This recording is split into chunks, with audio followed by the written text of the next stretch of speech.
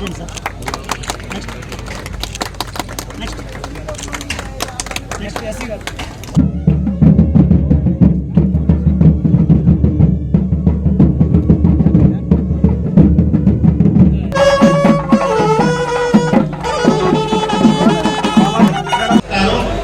తరఫున వాళ్ళకు నమస్కారం. అబద్ధాన్ని పదే పదే చెప్పి నిజం చేయాలనే ప్రయత్నం చేస్తూ ఉన్నారు.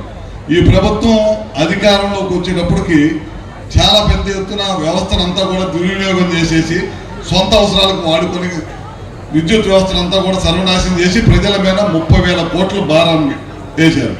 వేస్తే మేము అధికారంలోకి వచ్చిన ఎమ్మటే ఏ విధంగా ప్రజల మీద భారం పడకూడదు, గడిచిన 5 సంవత్సరాలు 9 సార్లు విద్యుత్ ఛార్జీలు పెంచి సర్వనాశనం చేసి వదిలిపెట్టిన దాన్ని ముఖ్యమంత్రి గారు ఒకటే చెప్పారు, మనం రాబోయే 5 రోజుల్లో ₹1 కూడా పెంచకూడదు, ప్రజల మీద భారం వేయకూడదు, మనం మళ్ళీ గవర్నమెంట్ ఎలక్షన్కి వెళ్ళే లోపల ₹1.19 తగ్గించాలి అనే ధ్యేయంతో పనిచేయమని చెప్పాడు.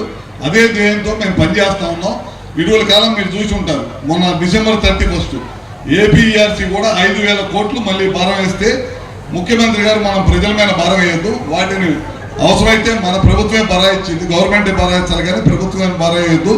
గడిచిన 5 సంవత్సరాలు వాళ్ళు చేసిన తప్పుల వల్ల నేటికి కూడా విద్యుత్ శాఖ భారాన్ని మోయాల్సి వస్తుంది అన్నమాట. ఇట్లాంటి కార్యక్రమాలన్నీ కూడా గడిచిన ప్రభుత్వం చేసి ఇవాళ పేపర్లో ఉంది కదా అని చెప్పి పదే పదే తప్పుడు ప్రచారం రాపిస్తా ఉంది. ఇవాళ మన డిస్కమ్స్ ఉన్నాయి, వైజాగ్ డిస్కమ్ రేటింగ్లో పడిపోయింది అనేది ఇవాళ ఒక పత్రికలో రాశారు. మనం ఎక్కడ కూడా రేటింగ్లో ఎక్కడ కూడా పల్లా.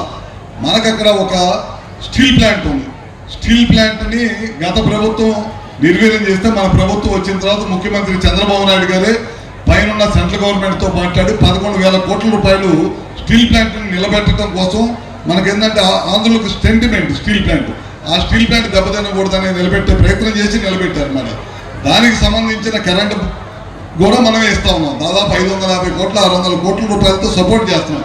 ఎందుకంటే స్టీల్ ప్లాంట్ నిలబడాలి, అక్కడ ఉన్న ఉపాధి దెబ్బతినకూడదు అనేదే ఈ ప్రభుత్వ ఉద్దేశం అన్నమాట. ఆ డబ్బులు కట్టించుకోకపోవడం వల్ల కొంత రేటింగ్ డౌన్ అయిందని చెప్పి ఒక తప్పుడు ప్రచారాన్ని రాస్తున్నారు. ఈ ప్రభుత్వం అధికారంలోకి వచ్చిన తర్వాత విద్యుత్ వ్యవస్థలో ఉన్న ప్రతి కార్మికుడి దగ్గర నుంచి పైన ఉన్న వాళ్ళ దాకా అందరూ కూడా కష్టపడి పనిచేపిస్తున్నాం, పనిచేస్తారు అందరూ కూడా. దాని రిజల్టే మొన్న మధ్య ట్రూ అప్ ఛార్జెస్ కింద దేశంలో ఎక్కడైనా ట్రూ అప్ ఛార్జ్ అయితే ఉంటుంది. మొట్టమొదటిసారి ట్రూ డౌన్ చేసిన ఘనత చంద్రబాబు గారిది, కూటమి నాయకత్వం. ఈ దశగా మనం పనిచేస్తూ ఉన్నాం. అదే కాకుండా ఇచ్చిన మాట ప్రకారం అన్ని కూడా పనిచేసుకుంటా వెళ్తా ఉన్నాం.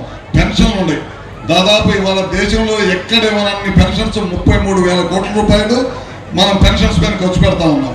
ఇంకా ఉండే ఇవ్వాల్సినవి ఉండే, తప్పకుండా రాబోయే రోజుల్లో మిగతా వాళ్ళందరూ కూడా చాలా గ్రామాల్లో ఇందాక ఎమ్మెల్యే గారు ఎంపీ గారు మేము మాట్లాడుకుంటూ వచ్చినప్పుడు గ్రామాల్లో ఇంకా పెన్షన్స్ అడుగుతా ఉన్నారంటే తప్పకుండా ఫైనాన్స్ పరంగా సౌలభ్యం రాగానే తప్పకుండా మిగతా వాళ్ళందరూ కూడా చేస్తాం. పిల్లలు చదువుకోవడానికి 1 2 3 చేస్తా ఉన్నాం. ఇచ్చిన మాట ప్రకారం చేశాం. ఉచిత గ్యాస్ ఇస్తా ఉన్నాం, దాన్ని కూడా చేశాం. ఉచిత బస్సు సిలిండర్ ఉచిత బస్సు ఆ కార్యక్రమం చేస్తా ఉన్నాం. రైతులకి 2 సార్లు 2 విడతలుగా డబ్బులు వేసే కార్యక్రమం చేశాం. 1 కాదు 2 కాదు. ఎలక్షన్ అయితే ఏదైతే మాట ఇచ్చామో అన్ని కూడా కార్యక్రమాలు అన్ని కూడా వర్షం చేసుకుంటూ వెళ్తున్నాము.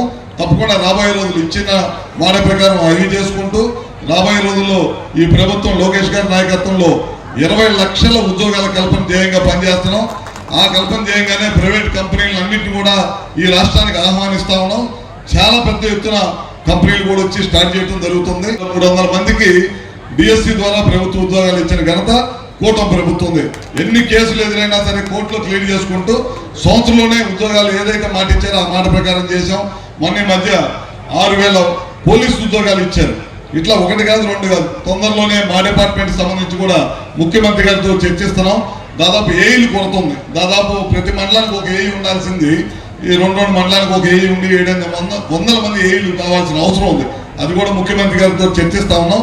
తొందరలో మా డిపార్ట్మెంట్లో కూడా ఏఈలు తీసుకొని ఇంకా వర్క్ బాగా స్పీడ్గా చేయడానికి ఆ కార్యక్రమం కూడా చేస్తామని చెప్పి కూడా తెలియజేసుకుంటూ ఇంకా ఏదైతే కూటమి ప్రభుత్వం ఈ సంవత్సరం 8 నెలల్లో చెప్పినవన్నీ కూడా చేసుకుంటూ వెళ్తున్నాం. ఇంకా రాబోయే రోజుల్లో ఇంకా చాలా పెద్ద ఎత్తున కార్యక్రమాలు చేసుకుంటూ అందరూ కూడా ఏది ఇబ్బంది లేకుండా చేసుకుంటూ వెళ్తామని చెప్పి కూడా సభాముఖంగా తెలియజేసుకుంటూ ఎంతో ఉత్సాహంతో మీ ఎమ్మెల్యే గారు ఇందాక అన్ని విషయాలు కూడా చెప్పారు.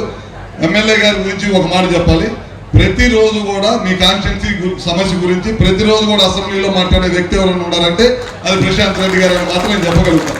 ఎందుకంటే ప్రతి సమస్య మీద కొత్తగా ఎమ్మెల్యే అయిన తర్వాత కూడా ఓ సంవత్సరం పాటు కాన్స్టిట్యున్సీ మీద అవగాహన పెంచుకొని ఏ సమస్యలు ఉన్నాయి అన్నీ కూడా తెలుసుకొని ప్రతిరోజు కూడా మంత్రుల దగ్గరికి వెళ్ళి మీ కాన్స్టిట్యున్సీకి సంబంధించిన రిప్రజెంటేషన్లు ఇచ్చుకుంటూ అన్ని కూడా శాంక్షన్ చేయించి మళ్ళీ ఆ మంత్రిని పిలిచి ఓపెనింగ్ చేయించుకుంటూ మళ్ళీ ఇంకా కాన్స్టిట్యున్సీ బాగా చేయాలి, మంచి పేరు తీసుకురావాలనే ఉద్దేశంతో ఎమ్మెల్యే గారికి కూడా మరొకసారి ధన్యవాదాలు తెలియజేసుకుంటూ నెల్లూరు ప్రజలకు గుడ్ న్యూస్.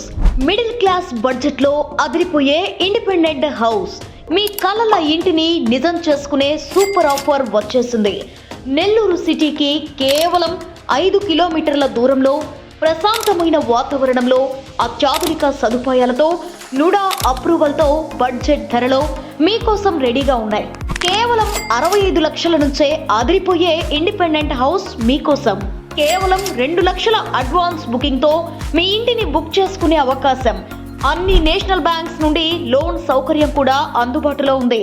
గుండ్లపాలెం, ధనలక్ష్మీపురం, నెల్లూరు పరిసర ప్రాంతాల్లో ఈ అద్భుతమైన విల్లాస్ మీ కుటుంబానికి భద్రమైన భవిష్యత్, మీ పిల్లలకి మంచి వాతావరణం కావాలంటే ఇదే సరైన అవకాశం.